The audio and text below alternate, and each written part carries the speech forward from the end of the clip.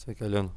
Ko es esmu izdarījis? Tātad nomainīju materiālu fasādēm, ja, un iekšējo korpusu, ja pareizi sakot, iekšējo pildījumu atstāju baltu materiālu. Un maliņas es uztaisīju viss, kas ir redzamas, nu, teiksim, no ārā, kas varētu būt redzamas. Tās maliņas uztaisīju attiecīgi, tā tūlīt noslēgšu, attiecīgi uztaisīju to angoru pelēks.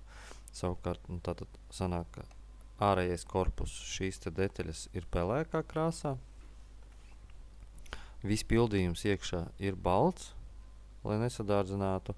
Un šīs fasādes arī, nu, lai viņas tur kaut kā smukāk izskatās, šīs es arī divas fasādes ieliku to angoru pelēks.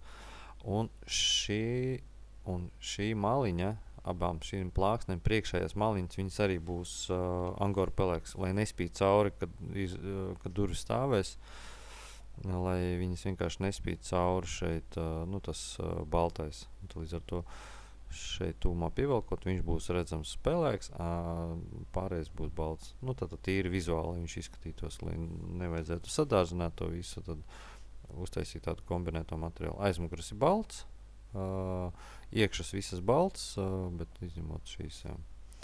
Nu, un attiecīgi arī atvilknēm būs tieši tas pats. Atvilkni korpusi iekšējie būs balti, un fasādes tad tās pelēkās.